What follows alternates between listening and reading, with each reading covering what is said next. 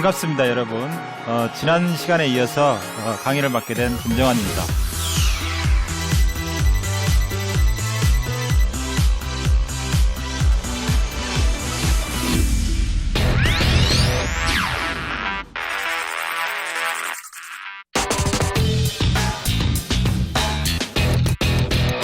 이번 시간에는 우리가 이제 질문의 문화를 우리 문화 속에서 받아들이기 위해서 질문의 가치를 먼저 살펴보는 시간을 갖겠습니다. 그리고 질문의 연습을 좀 해보겠는데요. 그 전에 여러분들과 여기 모이신 분들이 주로 이제 엄마들이 많이 계시니까 이 아이들 어떻게 교육할까 걱정도 많이 하시고 또 어떻게 할까 고민도 많이 하시잖아요.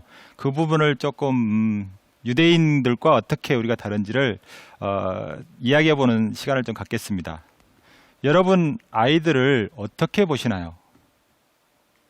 혹시 우리 아이는 백지다. 그러니까 백지란 말은 아무것도 쓰이지 않는 것 전제로 본다. 아니다. 나는 우리 아이를 씨앗으로 본다. 이렇게 생각하시는 분 있습니까? 그러니까 하얀 백지에는 여기에다가 어떤 재료를 쓰냐에 따라서 동양화가 될 수도 있고 서양화가 될 수도 있고 아니면 뭐 애니메이션이 될 수도 있으니까 여러 가지 방향으로 잘할 수 있는 그 가능성을 늘어났다고 생각을 해서 아이를 백지라고 생각을 했거든요. 좋습니다. 아주 좋은 의견 감사합니다. 자, 이번에는 씨앗으로 생각하시는 분 있으시면 한번 이야기를 해주세요. 아이들은 씨앗처럼 이제 스스로 쑥쑥 자라나잖아요. 그래서 아이들이 씨앗과 더 비슷하지 않을까 하는 생각이 들어요. 네, 좋습니다. 백지는 말 그대로 백지니까 내가 부모가 이렇게 잘 그려줘야 된다고 생각하시는 분들이 있고, 씨앗은 사실은 씨앗으로 보는 사람들의 양육 태도는 보통 인내심이 강하세요. 아이들이 어떻게 하는지 기다려주고 또 아이들이 원하는 게 무엇인지 이렇게 보살펴주는 그런 엄마들이 주로 씨앗으로 생각하는데, 유대인들을 예를 들면 유대인들은 아이들을 씨앗으로 봅니다.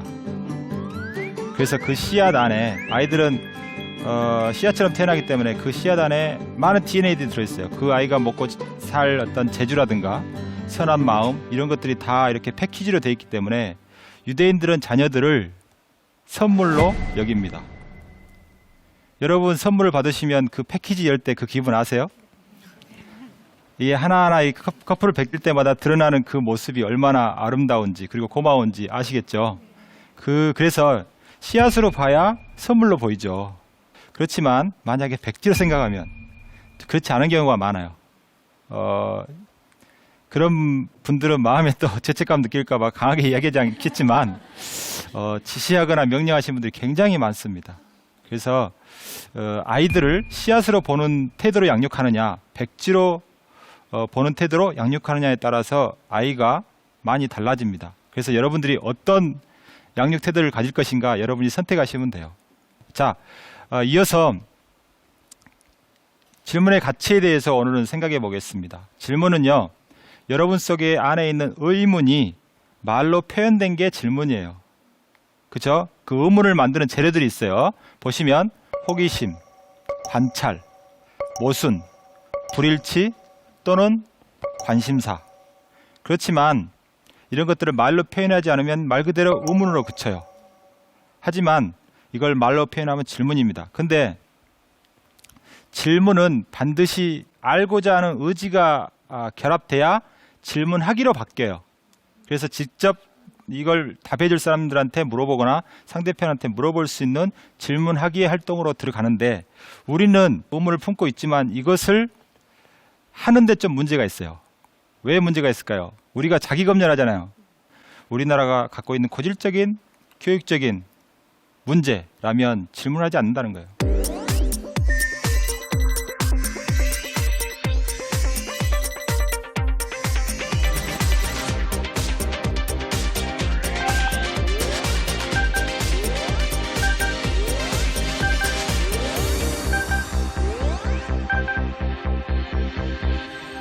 왜 않는가? 여러분 왜 안 하세요? 이걸 해도 될까라는 게 마음속에서 자꾸 먼저 생각이 나서 질문을 안 하는 것 같습니다. 네, 자기 검열. 네, 자기 검열을 왜 할까요? 그러니까 남의 시선이나 평가들을 두려워하기 때문이 아니겠어요? 그것뿐만 아니라 사회 전체가 질문을 환영하지 않아요. 그래서 여러분 질문의 문화를 확산하는데 방해되는 조건들을 하나씩 제거해 나가야 됩니다. 물론 정책적으로 못하게 하진 않았겠지만 뭔가 대학 입시제도 이렇게 정답을 추구하는 이런 것들을 통해서 계속해서 우리 안에 그런 질문의 능력, 토론의 능력들이 사멸되고 지금은 거의 찾아보기 어려운 그런 지경에 이르지 않았나 그런 생각이 듭니다. 각종 차별의식, 우리나라에는요 이렇게 그 나이 차별, 남녀 차별, 뭐 하여튼 학교 차별, 하여튼 차별이 너무 많더라고요. 그런 차별들 때문에 나이가 어린 사람이 나이 많은 사람한테 질문하는 것을 좀 어려워하고, 마찬가지로 제자가 선생님한테, 너무 잘하시는 교수님한테 질문하는 것도 또 어려워하고, 뭐 이런 문화들이 있어가지고, 또 그리고 그걸 잘 받아주면 좋은데 잘 받아주는 문화도 없어요. 그래서 때로는 질문하신 분들을 이렇게 딴지건다, 따진다, 먼한돌이 정맞는다, 뭐 이런 식으로 겁주기도 하고요. 그래서 우리의 어떤 문화 속에서 질문이 살아남을 공간이 얼마나 있을까 좀 고민스러운 부분이기도 해요. 그럼에도 불구하고 시대 요청이 그러니까 우리는 그런 것들을 제거해야 하지 않으면 안 되는 그런 시점에 온 것이죠. 계속해서 지금 물러서다가는 갈 길이 없어요. 뒤에 물러설 곳이 없습니다.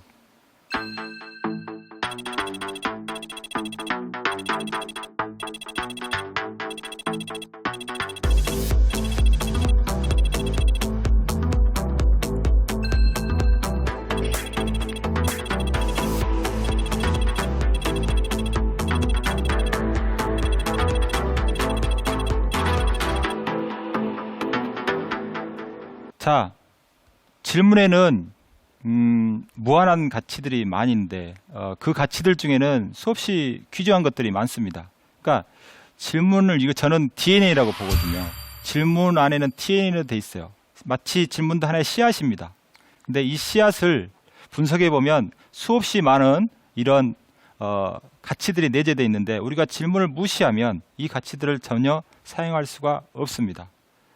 그러니까 이런 가치들을 생각해서 가치를 알아야만 그때서야 이제 질문의 문화를 우리가 받아들일 수 있고 확산시킬 수 있다는 말씀을 드리고 싶고요. 질문을 5단계로 나누면요. 5차원으로 나누면 1차원은 정보의 차원입니다. 두 번째 차원은 관계의 차원이고 세 번째는 비전, 티코놀람, 영성, 이 차례인데, 정보는 말 그대로 정보의 차원은 뭐냐면 우리가 궁금하면 물어보죠. 뭐 정보가 필요하면 검색도 하지만 아는 사람한테 물어볼 수도 있잖아요. 여러분 뭐 입고 있는 옷 한 가지만 가지고도 질문을 무한대로 만들 수가 있습니다. 근데 그렇게 무한한 질문이 있는데 우리는 질문을 무시해. 그렇게 되면 우리가 얻을 수 있는, 그 질문을 통해서 얻을 수 있는 많은 지혜들을 잃게 된다는 것이죠. 결핍과 학습 동기. 여러분 아이들이 공부를 잘하기를 원하시죠. 더 좋은 거는 뭐냐면 자기 주도로 좀 했으면 좋겠어. 엄마가 좀 공부 해라 안 해도 좀 지가 알아서 좀 했으면 좋겠다, 이런 마음 안 드세요? 모든 엄마의 소원들, 부모의 소원 아니겠어요? 그럼 어떻게 하면 되느냐? 그것도 질문으로 해결이 가능합니다. 질문이 주어지면 곧 결핍을 만듭니다. 그 결핍은 답이에요, 답. 여러분 질문하면 우리 머릿속에는요, 답을 찾으려고 온통 비상이 걸리는 거 아세요? 그죠? 두 번째 차원은 관계의 차원이에요. 질문한다는 것을 반대로 이야기하면요, 내가 경청하겠다라는 의사표시예요. 여러분 뭔가 물어놓고 딴짓하는 사람 없어요. 진짜 궁금하면 그 사람이 무슨 대답하나 귀를 쫑긋하고 세우죠. 그게 경청의 자세거든요. 나의 이야기를 경청하는 사람을 만나면 정말 대접받은 느낌이죠. 그리고 스트레스도 많이 풀려요. 실컷 이야기. 물론 그분은 듣는 사람 스트레스 쌓이겠지만 물론 이제 뭐 맨날 이야기만 하겠어요. 듣기도 하겠죠, 자기도. 이런 것처럼 경청이라는 것은 아주 중요한 의미를 담고 있어요. 이게 인성교육의 아주 중요한 포인트입니다. 경청, 겸손과 경청 이야기했고, 리더십. 여러분 우리 조선시대에 가장 리더십이 뛰어난 왕이 누군가요? 광화문에 계신 분, 10,000원짜리 세종대왕이죠. 예. 그분이 왜 이렇게 리더십을 우리 조선시대의 사상, 뭐 조선시대뿐만 아니라 역사상 가장 위대한 리더라고 이렇게 보는 이유가 사실은 질문하고 토론했기 때문에 그렇습니다. 지난 시간에 말씀드렸듯이 어전회의와 경연에서 가장 많이 사용한 말이 경의 생각은 어떠시에요? 이렇게 물어봄으로써 신하들의 이야기를 많이 듣고 그 이야기를 정책에 반영하고 여러 시책에 반영해 가지고 그때야말로 백성들이 가장 편안하게 살았던 시대 아닙니까? 그 다음에는요, 비전의 차원도 있습니다. 질문에는요, 어떤 질문은 평생 추구해야 될 비전으로 삼는 분도 있어요. 저한테 유대 교육을 가르쳐 주신 스승님이 가지고 있는 질문이 있었습니다. 그 질문이 뭐였냐면, 세상은 점점 더 발전하는데 왜 사람의 인성은 점점 더 타락하느냐? 이런 그 알 수 없는 미스테리 같은 질문을 품고 이제 세계의 어떤 많은 민족들을 살펴보기 시작했습니다. 그 중에서 살펴보니까 다른 민족은 다 비슷한데 유대인만큼은 좀 덜하더라 이 말이죠. 그것도 뭐 사람이니까 타락이 없겠어요. 하지만 그 정도가 굉장히 약하더라. 그러면 그들 안에 무슨 비밀이 숨어 있을까라고 생각하면서 책을 쓴 게 지금 36권이에요. 그래서 유대 교육에 관한 세계적인 석학이라고 불릴 정도로 그분은 그걸 비전 삼아서 지금도 나이가 한 70이 넘으셨는데 지금도 하고 계세요. 그러니까 어떤 질문들은 세상에 답이 없어요. 답이 없으면 그걸 내가 탐구하고 찾으면 그래서 하나의 이론이나 또는 어떤 주장으로 설득력 있는 주장으로 만든다면 논문을 쓴다면 그게 노벨상에 수상하는 어떤 재료가 되기도 하겠죠. 네. 이미 있는 답이 있는 질문들은 지금 찾아볼 수 있어요. 생명력과 역동성은요, 이런 겁니다. 바위에 씨앗이 떨어졌습니다. 물기도 없고 햇빛 비치면 있던 물기도 다 사라져요. 그러면 그 씨앗은 그거 포기할까요? 뿌리를 내려야 살기 때문에 그 바위를 뚫을 것인가 아니면 바위를 외들러 그 축축한 땅을 찾아낼 것인가 물기를 찾아낼 것인가 그렇게 질문을 하겠죠. 그리고 결정 내려가지고 뚫든지 돌아가든지. 생명력은 그래서 질문을 통해서 역동성을 갖게 됩니다. 질문을 여러분 자녀들을 또는 학생들한테 하게 해야 그리고 여러분도 또 해야 삶이 역동적으로 바뀝니다. 정답을 추구하는 우리 교육은 과정 중심이 아니라 결과 중심이라서 어떤 식으로든 좋은 대학 가면 되고 좋은 점수 맞으면 되고 그렇지만 과정 중심의 교육은요 평생 가능해요. 그걸 즐길 수 있거든요.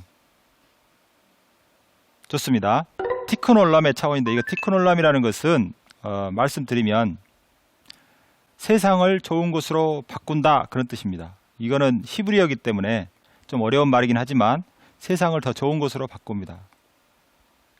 그런데 이 티크놀람의 사상은 유대인이 항상 마음에 품고 있는 거예요. 유대인들은 신이 세상을 창조했는데 완벽하게 창조하진 않았다 이렇게 봅니다. 그래서 인간들을 통해서 이 세상을 좀 더 완벽한 것으로 만들어가는데 신이 인간을 파트너 삼아서 세상을 좀 더 좋은 곳으로 만들어가고 있는 여정에 있다 이렇게 봅니다. 그런데 그 티크놀라 세상을 좋게 하는 그런 유대인들의 사명을 실현하는 첫 번째 첫 걸음이 질문이에요. 세상에 대해서 질문하는 겁니다. 창조적 파괴. 여러분 슈페트라는 경제학자가 자본주의의 종말은 창조적 파괴가 사라질 때 온다 그랬어요. 자, 그리고 민주주의.